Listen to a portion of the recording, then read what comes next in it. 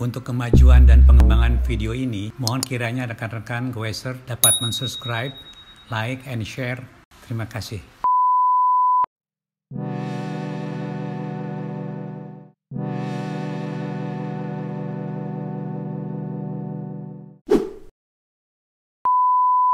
Nah, dia bergeser ke kiri. Ini paling bagus, teman-teman. Sebagian sepeda yang lumayan ya, desain teknisnya itu seperti ini, teman-teman.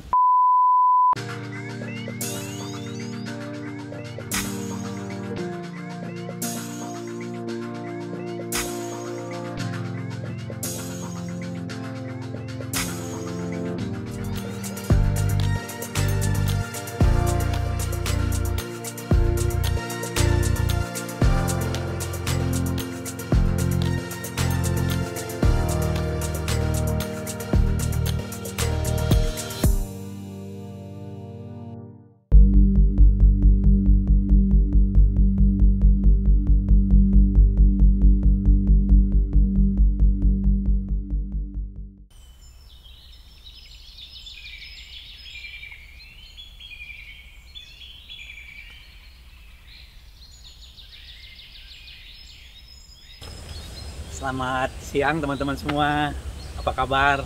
Mudah-mudahan semuanya dalam keadaan baik-baik saja. Danis baik, baru saja jalan-jalan teman-teman ya. Ya pemanasan lah, saya muter-muter ke daerah kita ke Benjuruk ya. Nah kebetulan saya teringat ya, sepeda touring ya, itu sepeda yang sangat digemari ya oleh semua kalangan ya, terutama teman-teman yang biasa melakukan perjalanan jauh gitu demikian rupa ya. Nah, jadi saya juga memiliki beberapa sepeda touring ya.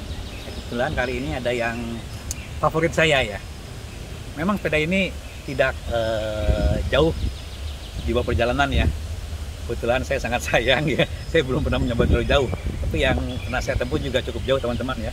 Ya antar kota antar provinsi ya, ke Lampung ya, ke Pantai Carita ya, kemudian ke keliling Lombok, Bali, kemudian Jakarta ke ujung Kulon ya, Bandung dan lain-lain lah. Tapi sepeda ini agak istimewa ya, saya sangat sayang dan sekali waktu pasti akan saya ajak untuk jalan-jalan jauh teman-teman. Oke teman-teman, tentunya kita gemar sepeda hampir semua ya, kita gemar sepeda, tapi kita kadang-kadang agak mengabaikan ya, bagaimana sih sebenarnya sejarah sepeda itu ya, di awal penemuannya ya, sampai sekarang sekian ratus tahun ya, itu sudah berkembang demikian pesat, teknologi juga ikut masuk ke dalamnya demikian rupa ya, sehingga sepeda kita ini ya seperti yang sekarang gitu ya, sepeda ringan, goes, berbagai macam drivetrain, sistem transmisinya, sehingga kita mudah dan enak mengendarinya. Oke teman-teman, kita tahu teman-teman ya, kita tuh di daerah Nusa Tenggara Timur ya, sebelah sana Lombok ya, itu ada Pulau Sumbawa teman-teman. Jadi pada tahun 1815 ya, 1815 ya, itu udah tercatat teman-teman. Itu meletus teman-teman. Letusan itu luar biasa besarnya ya, sehingga kalau kita lihat di situs gunung itu sendiri ya, itu kalderanya besar sekali teman-teman, sangat besar ya. Letusan ini menyebabkan seluruh dunia itu berpengaruh cuacanya. Hampir 3 tahun teman-teman, 3 tahun ya, sejak tahun 1815 ya, itu cuaca bahkan sampai Eropa ya itu terganggu ya, Asia apalagi ya, terbawa angin di pinggir rupa. Dan tingginya letusan itu sampai 43 km teman-teman. Saya pernah ada baca ya mengenai historical cycling ya, diterjemahkan oleh Kompas sendiri ya, mungkin ada hubungannya dengan Indonesia ya. Tentunya ini bisa memperlihatkan gitu.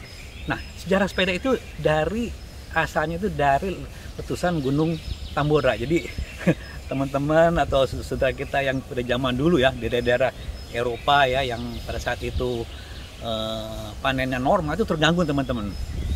Sampai akhirnya musim panas pun, summer pun itu dingin, sehingga panen gagal, binatang-binatang ternak dan terutama kuda tuh banyak yang mati. Ada sekitar 75% ya, pangan Eropa itu turun drastis. Itu bencana bagi Eropa ya, jangan lupa. Nah, ada suatu, saya bawa catatannya ya, ada suatu inventor ya, penemu ya, itu berpikir ya, itu orang Jerman teman-teman ya, itu namanya Karl Freiherr ya.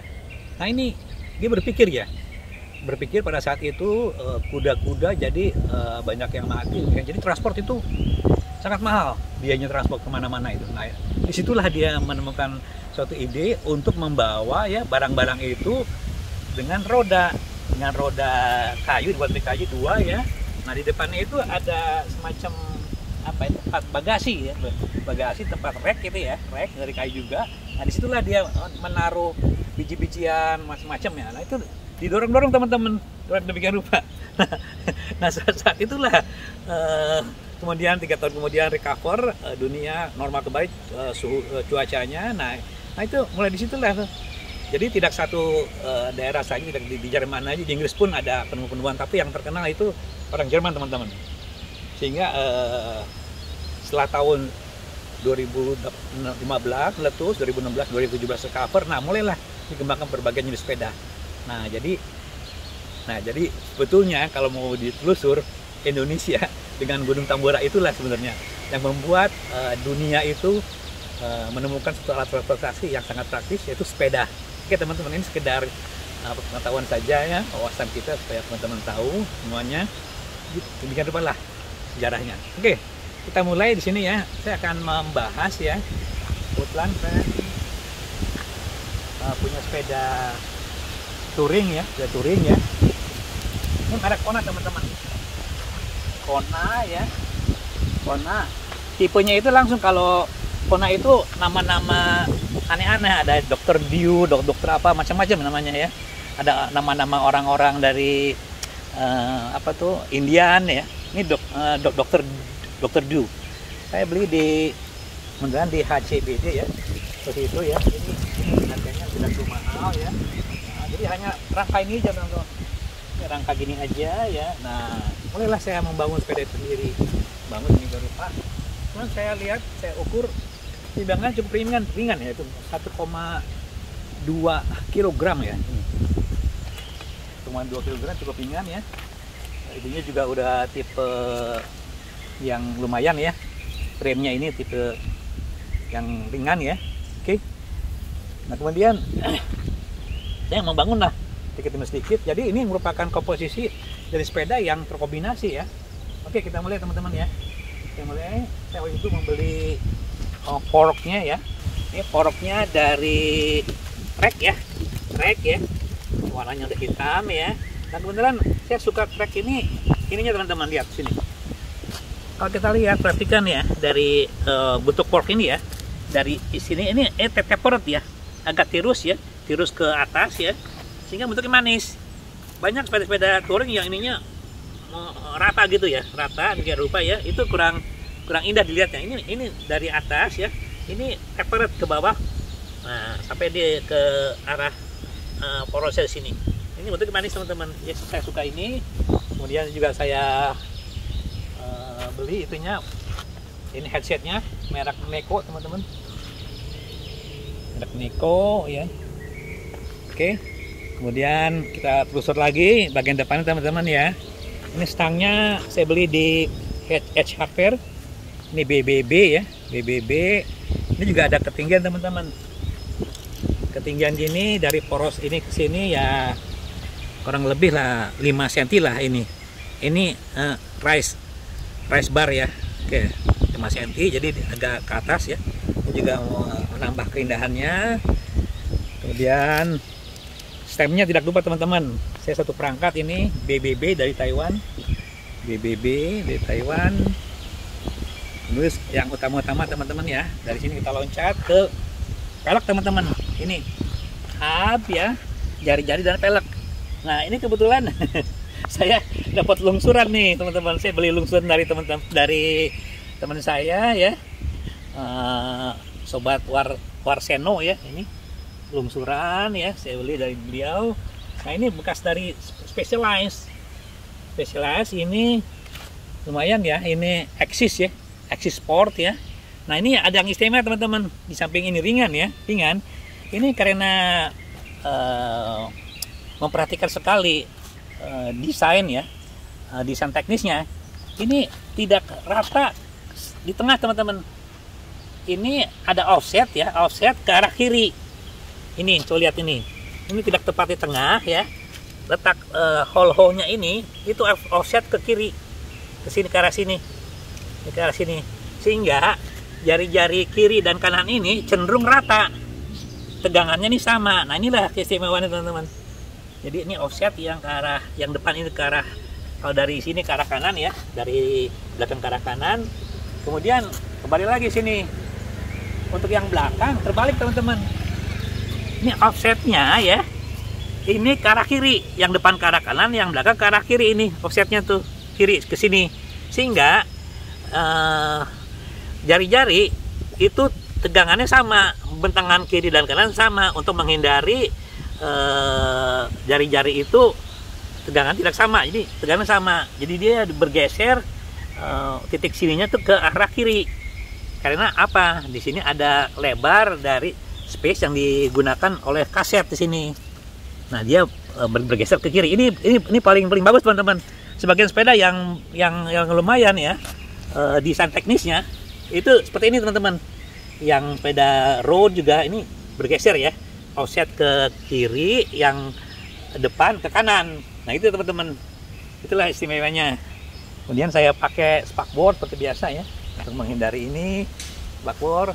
Kemudian kita komponen itu udah. Nah kemudian kita berlanjut ke ban teman-teman. Ban ini saya gunakan ban ini ya, CST Sumo ini. Ini enak nih bannya teman-teman ya. Ini 700C kali 35, lebarnya 35, lingkaran 700C ini. Kemudian dari ban kita langsung yang ke komponen utama. Ya ini ya teman-teman. Biasalah saya dapatkan juga ini seat postnya ya, yang tanpa merek lah, yang penting ringan lah. Ini lumayan ya. Kemudian seat postnya. Kemudian ini juga kembali ke jok ya. Jok ini saya udah sering ya beli jok, sering gagal ya. Akhirnya saya temukan satu bentuk yang streamline ini, pas sekali di permukaan kontur pantat kita ya. Ini enak dipakainya. Ini merek apa nih? Tipenya sih tipe Sele Royal ya. Ini kalau salah dari Velo teman-teman ya. Velo Sele Royal ini. SR ininya Selva. Ini bagus teman-teman. Kombinasi warnanya sesuai dengan warna sepeda. Kemudian ini juga penjepitnya, klemnya. Ini juga klem sama ya. Dari sananya Kona ini sama Kona. Kemudian beranjak lagi ke, nah ini teman-teman, kita kembali kalau ingin memperhatikan sepeda itu ya kembali gitu ya. Saya udah buatkan video demikian rupa ya. Saya di sini saya pasang hand grip ya, hand grip yang bentuknya agak pipih gepeng ya, sehingga enak dipegangnya demikian rupa ya. Nah kembali lagi, saya kalau misalnya jalan-jalan jauh ya memang inginnya ya memakai tanduk ya, sehingga ada fleksibilitas. Nanti andai kata kita ingin pindah-pindah ya seperti ini. Ini juga berguna pada saat menanjak, kita megang ini. Punggung kita tundukkan ke sini ya, pegang ini gitu loh. Kita lebih kokoh dan menghindari ban depan terangkat gitu. Oke. Itu ya, jangan lupa alat-alatnya. Kemudian beranjak lagi teman-teman ke rem. Nah, rem saya belinya apa ya, bertahap ya. Rem ini rem Deore ya, rem Deore, hidrolik Deore. Saya kombinasikan juga sama dengan kalipernya, juga sama satu perangkat ya, satu set Deore. Ini udah saya potong ininya, kabelnya. Rem juga, disnya juga sama ya. Ini dis lepasan aja ya, mungkin merek SLX atau Deore. Ini ukuran 16 teman-teman. 16 cm ya. Oke. Kemudian saya pasang juga di sini shifter teman-teman. Nah, shifternya ini ya kombinasi lagi, bukan Deore, lebih tinggi, SLX ya. SLX sama berikut dengan ininya, dengan RD-nya SLX juga ya. Nah ini speednya ini sama juga nih SLX ya. Ini 10 speed ya, 10 speed ya. 11 ke 36 ini tidak terlalu besar. Cuma nanti saya akan sampaikan bagaimana dengan kaset yang tidak terlalu besar ini gear ratio bisa diperoleh. Rantainya juga sama, ini rantai SLX ya. Oke. Kemudian kita beranjak ke yang lain, yaitu naik apalagi ya. Oke, udah. Ini teman-teman, kita jangan lupa teman-teman, pedal juga mempengaruhi ya. Pedal saya lebih suka pedal yang bebas ya, nggak pakai klit ya. Oke, ini pedalnya saya pakai Wellgo ya. Ini udah bearing, ini udah pakai seal ya, karet, sehingga kalau kena air tidak akan bocor tembus ke sini ya. Nah, kembali lagi teman-teman, pasangan dari ini ya, dari kaset ini ya, cranknya. Nah, balik lagi crank nih. Saya gunakan Deore ya, tapi udah saya modif. Nanti saya akan sampaikan ya mengenai modifikasi ini. Nah, kemudian juga FD-nya tadi SLX, FD-nya. Nah, ini masih Deore teman-teman, berpasangan dengan yang ini. Oke teman-teman, seperti gitu ya. Nah, sekarang kembali teman-teman, kita akan melihat ya mengenai bagaimana posisi stang ini ya terhadap saddle. Waktu itu saya udah sampaikan bahwa jarak ini ya seperti ini gitu ya. Oke, ini seperti ini dari sini ya, dari pangkal lengan ke poros ini kita buku dari telunjuk ini. Nah, ini seperti ini. Ini memang banyak yang komplain, banyak yang, tapi saya ini cukup memadai ya. Cukup memadai, mudah menginikannya, nggak usah pakai meteran. Tapi kalau misalnya ingin juga ya kita mesti ngukur ya. Ngukur tepasnya dari sini ke sini ya. Ini ya. Nah, kita kasih sini. Ini sim teman-teman namanya. In sim, dari sini ke sini in sim ya. Kari 1,09. Ya kalau kita di jalan ya susah. Mesti ada meteran ya. 1,09 kali pakai meteran dari sini ke sini. In sim namanya. Oke, sama aja lah. Oke, ini praktis sedemikian rupa ya. Sekarang kita coba ukur nih ya mengenai berapa ketinggian ini ya terhadap saddle ya. Ini pasti positif teman-teman. Nah, ini ya segini ya, diukur pakai ini supaya teman-teman tahu. Oke, ini ya, seperti ini kita ukur. Nah, teman-teman begini lah tuh. Ini, nah dari sini ke sini. Nah, seperti ini. Lihat kurang lebih 12 cm teman-teman ada nih. 12 sampai 13 cm nih, lihat.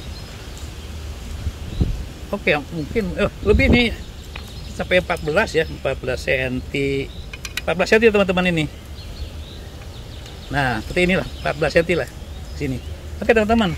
Jadi ketinggian ini cukup ya, cukup positif ya, 14 cm. Dan saya andai kata menaiki sepeda ini, cenderung punggung tuh ya hampir tegak ya. Itu sekitar 80-75 derajat ya. Jadi enak gitu ya, kayak naik sepeda ontel.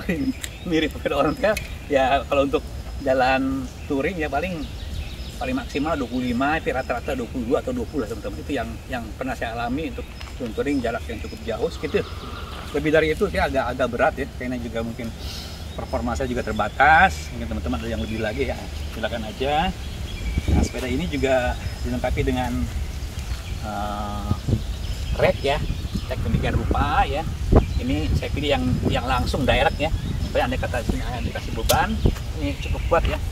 Ada juga yang ke arah sini ya, ini kurang kuat, ini yang direct langsung ke sini. Oke, kemudian juga ini bisa dipakai rack ini samping kiri kanan ya, tidak kiri kanan. Oke, saya di rumah juga menyediakan itu ya. Oke, saya kelihatan bentuknya. Yang belakang juga teman-teman saya kasihkan rack ya, udah ada tempatnya langsung ya ke chain stay di sini, stay-nya. Kemudian juga saya ini juga lumayan nih, ini sekarang mungkin udah jarang nih, ini dari Eiger ya, ini juga bisa ringkes gini kalau mau dilepas ya. Ini juga teman-teman tuh, ini cukup banyak muatnya nih untuk barang-barang mandi, anduk atau yang lain-lain ya. Kiri kanan sama teman, bagnya cukup besar ya tuh ya. Sehingga ini ya memang udah disiapkan untuk touring nih.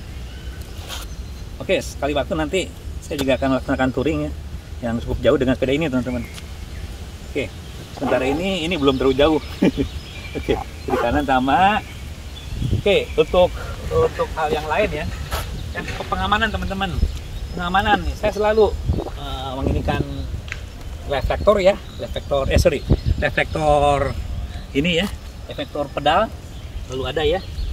Ini peraturan Kementerian Perhubungan ya untuk pengaman sepeda.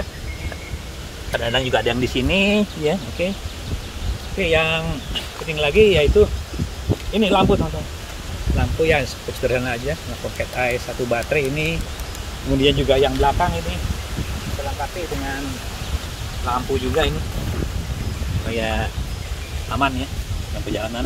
Jadi mengenai sepeda touring itu ada suatu kekhasan teman-teman ya. Kebanyakan mereka itu memakai standar teman-teman. Jadi pakai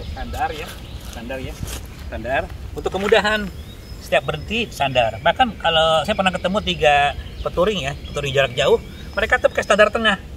Karena beban di sini cukup berat ya, mereka pakai standar tengah, semacam motor gitu. Kan? Jadi memang praktis gitu loh.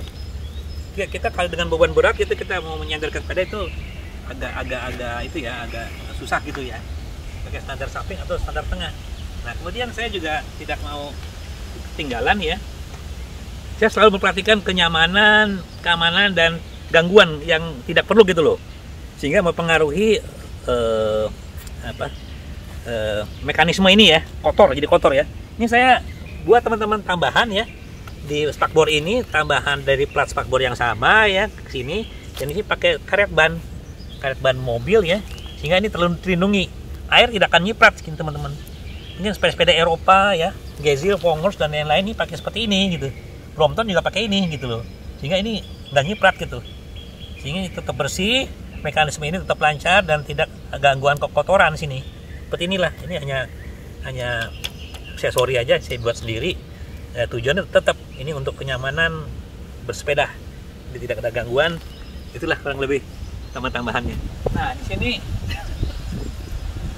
sepeda ini terus terang ya, ini nyaman dikendarai ya, dengan bentuk yang ergonomis ya. Nah, ukurannya ya, kalau kita ukur ini saya memang udah saya set ya, cukup untuk tinggi badan saya gitu loh. Ya cuma 167 tingginya ya.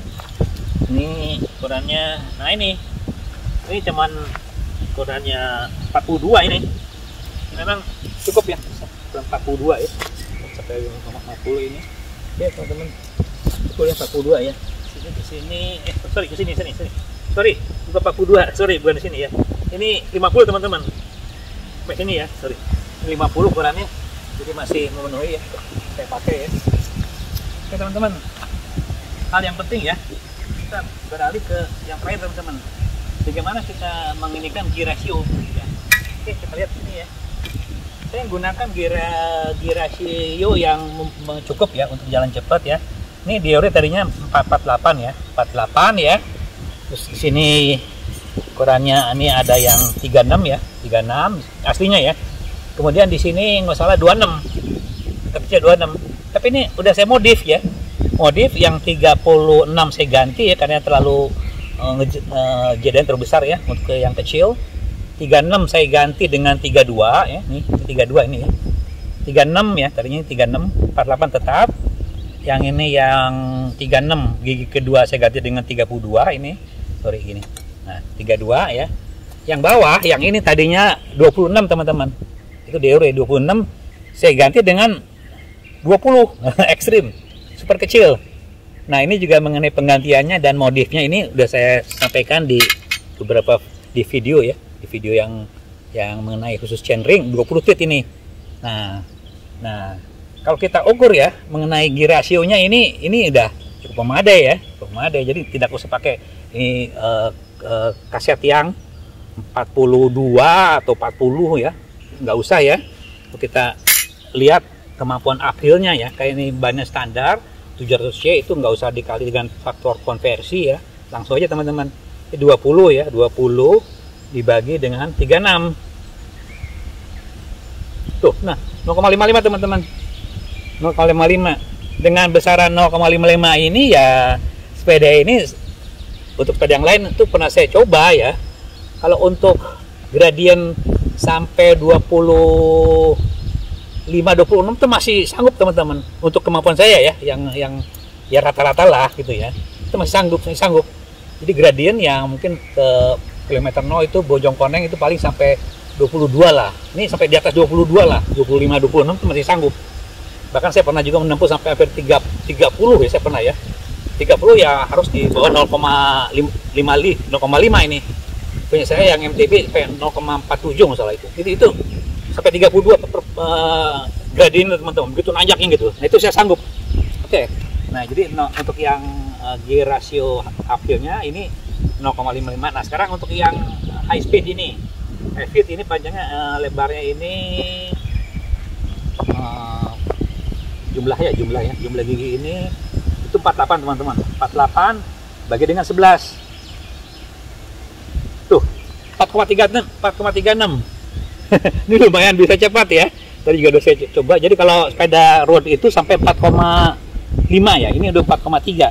Kalau ini dikali dengan 7,8, jadi cadence 60 rpm ya. Jadi satu putaran crank itu per detik ya, kita akan menempuh kecepatan kali 7,8. Nah, kecepatan sampai 34 teman-teman. Ya lumayan lah. Dengan RPM yang rendah ya, yang 60 ya. 60 RPM segini atau satu putaran itu per detik ya, satu putaran crank per detik bisa menempuh 34 km per jam. Oke teman-teman. Seperti itu ya. Oke, penjelasan udah teman-teman ya mengenai crank ya. Dan ini perbandingan gigi udah. Nah, kenapa saya hanya botol ini satu teman-teman? Botol satu karena kalau di Pulau Jawa ya rata-rata ya saya itu banyak warung ya, jadi kita nggak usah bawa beban berat-berat, satu aja. Kalau dua itu bebannya lumayan teman-teman. Kalau air kan rapat jenisnya tuh 1 kg, 1 liter tuh 1 kg. Bayangkan kalau kita ini isinya mungkin ya 500 atau 600 barangkali ya, itu udah setengah kilogram berat teman-teman. Jadi saya cukup satu aja ini. Oke teman-teman, ini pengamanan yang udah ya. Ini ada bel juga, bel standar. Oke teman-teman. Ini semua ya sudah saya sampaikan.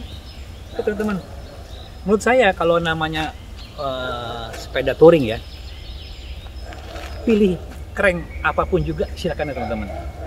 Yang penting gimana mengatur komposisi komponen ya, dan geometris itu sendiri yang diatur dan dirupa oleh komponen itu sendiri teman-teman. Sehingga banyak sepeda touring juga itu yang drop bar ya, mungkin itu negatif ya.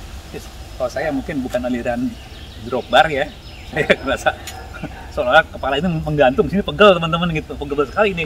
Kalau saya begini ya santai, mungkin usia juga mempengaruhi ya ke pemilihan cara mengendarai ya, dan geometri sepeda teman-teman.